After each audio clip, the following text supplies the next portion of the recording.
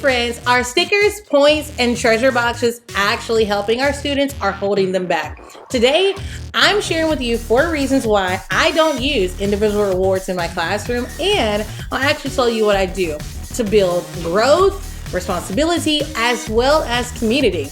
As always, I'm gonna keep it real and we're gonna keep it teacherish. Let's dive in.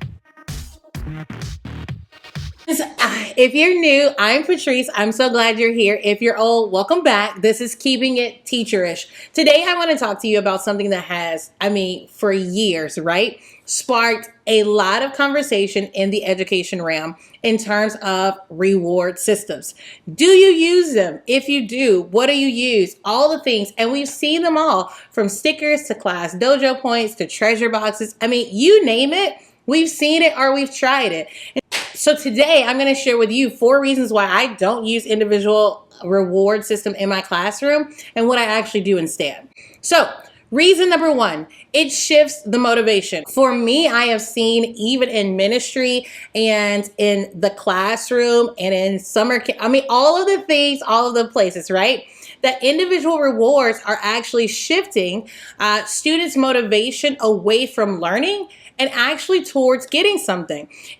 It creates a sense of competition instead of community. And so then you have kids that can start doing the right thing only for reward, not because it's the right thing. And you see this behavior so prevalently in our classrooms, especially now, that when there is no incentive or reward, children misbehave, and you see that your classroom management is poor because they need a reward or they need to be paid for something.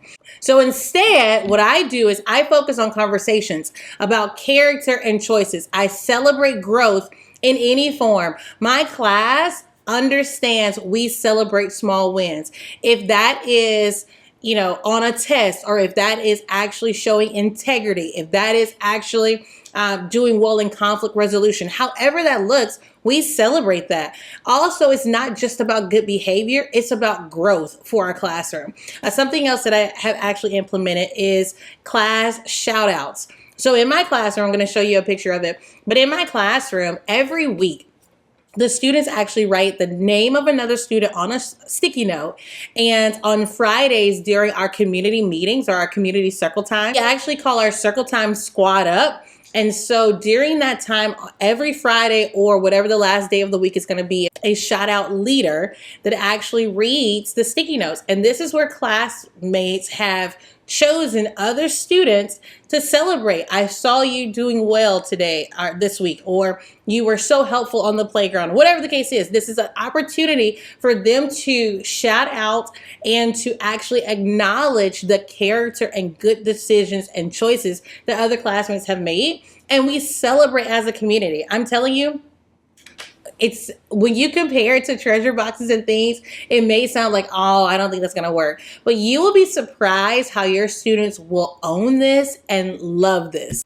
Okay, reason number 2. It creates competition instead of community. When some kids earn rewards and others don't, it actually divides the classroom. I want my space to feel like we're all in this together. We're all working together. I say this all the time when it comes to even our class jobs in my classroom, that everyone has a job because every citizen matters to our community. And so really honing in on the fact that, yes, you're doing well individually and that's great, but we're looking to do well collectively. And I'm telling you, my students really enjoy this. Instead of actually doing the competition stuff, we actually have class goals or we have collective wins. So if we all do well on a test, then collectively we are going to have a dance party. Or if we all do well here, we all earn extra recess time, and vice versa. If we all have to, if the majority of the classroom has to get repeated warnings or whatever the case is, then the whole classroom has to pay. What happens is it allows for the leaders in your classroom to actually become leaders in the classroom. It also helps with the community actually helping the community. We work so well together today, so let's do this together. We've done dance party together. We've done share your moment, share the spotlight Friday or whatever, just different things so that we're celebrating each other collectively. And I'm telling you, you really begin to see the community form within your classroom.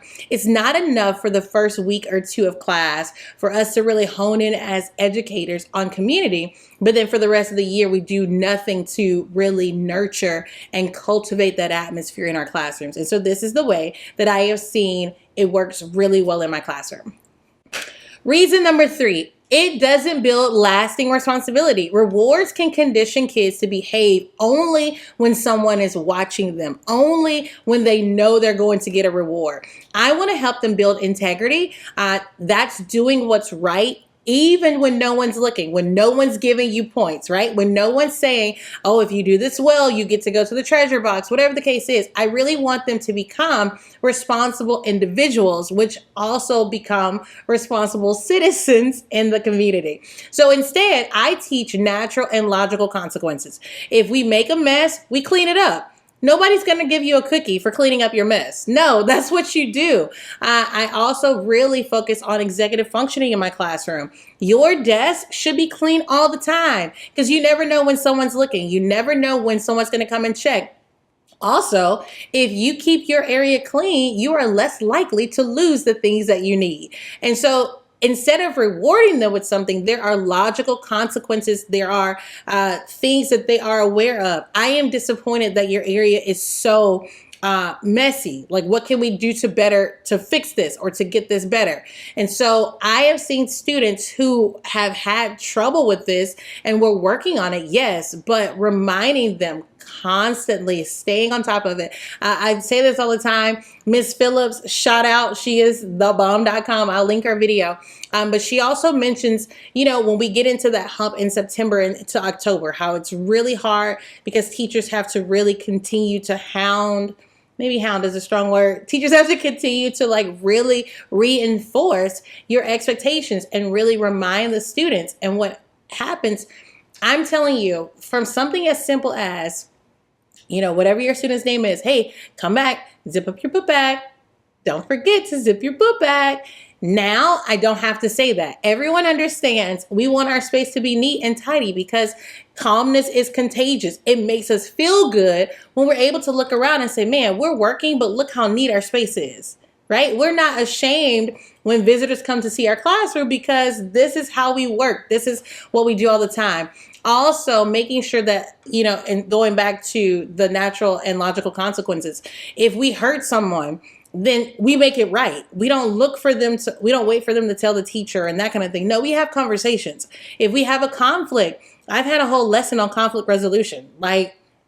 How do you peacefully resolve a conflict that you're having with someone? You come to an agreement and all the things. I'll give you guys a whole video on that and how that works. But it is amazing to see that we're not just teaching academically, we are teaching emotionally, we are teaching psychologically, we are helping to nurture and cultivate these little humans into amazing people. And one of the things that I learned even from the Montessori philosophy and background is that we're not making them or molding them into anything. We are cultivating what's already inside of them, and we are encouraging them to grow in the best possible way that's available to them.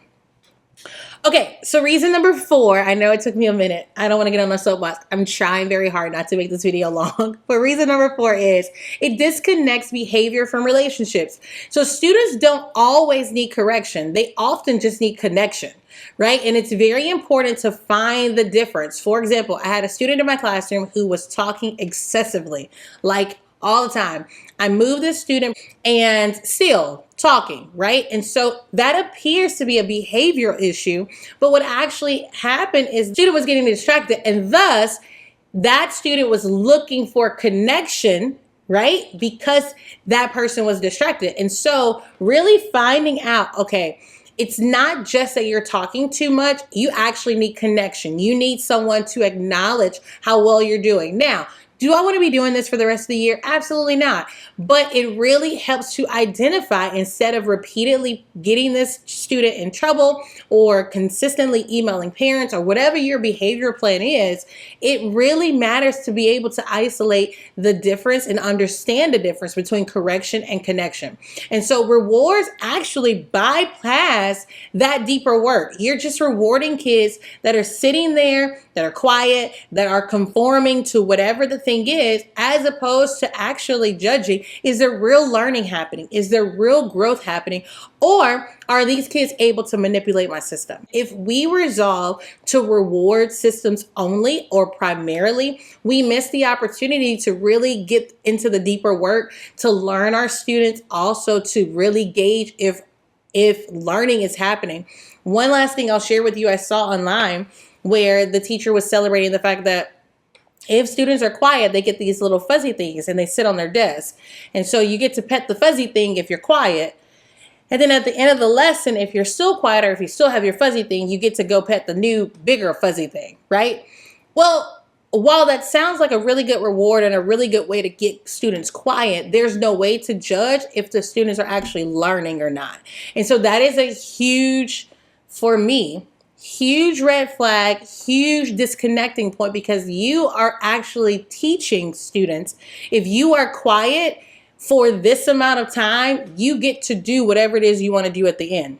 Right? I have a student in my classroom who has been cultivated that if you hurry up and do your work, you can finish and read whatever book you want to read and do whatever you want to do. Well, the problem is you're rushing through work and you're getting things wrong, and that's not quality work. I don't want you to finish on time. I want you to understand it. I want you to learn it so that if it comes up in life another time or another day or in another classroom, you actually remember it. You actually understand it, as opposed to you're rushing through it because you just want to do what you want to do. And so as educators, does it take more time? Does it take a little more effort because we don't have that same reward system? Yeah, it does. But at the end of the day, this actually will reward you personally more, and you will actually see substantial growth in the little humans you have been entrusted to educate. So all of that said, let me go back to my reason number 4. All of that to say, what I do instead is we actually use restorative conversations. What that looks like is I ask questions like, what happened? How can we fix it? I also have, and I'll show you this, part of my behavioral plan is after they get an initial warning and an initial reminder cue. And then after that, we have a conversation. After we've had that conversation, if those conversations are excessive, then we actually go into, they fill out a form that actually walks them through a reflective process of, okay, what did you do wrong, or what happened?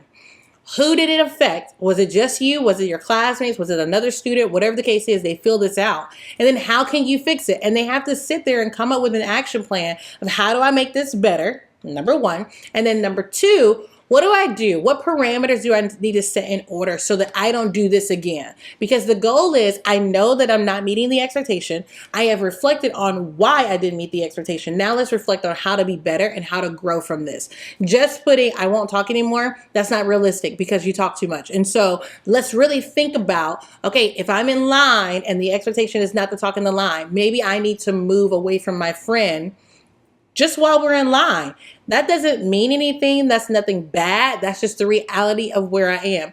I don't have enough self-control to stand next to my friend who I really like because I want to talk to them. So I'm going to have enough control to make a decision ahead of time that I'm not going to stand in line by them. And in turn, not only will I feel good about me because I made a decision that was for the betterment of me, but also my community will appreciate it because my community is able to get whatever it is we're looking forward to doing or whatever we've planned as a community and overall betterness. It also allows a student to take ownership.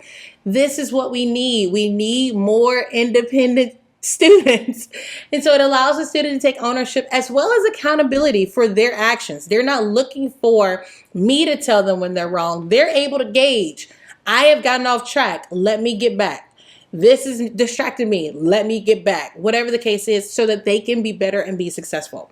So, all that said, I don't have an individual reward system. I rely on connection, reflection, and meaningful consequences to guide the behavior in my room. And honestly, it works beautifully. You see students grow into individuals that they're meant to be, and we're just cultivating and nurturing that as opposed to just little reward collectors, right? They're just sucking you dry of all of your stickers and your cash prizes or whatever the case is. So if you're curious about the alternatives that I use for rewards, stick around for my next video. All right, so hopefully this video helped, gave you some things to think about. For those of you who have tried this before, what strategies have you tried instead of individual rewards in your classroom? What have you seen and how did they work? So we can all learn together. I love to hear your ideas. If you say, hey, I've tried not using rewards and this is what happened, share that in the comments. I want to know, I want to engage with you. Let's see how we can make these things work for you and make the classroom just a wonderful place of learning.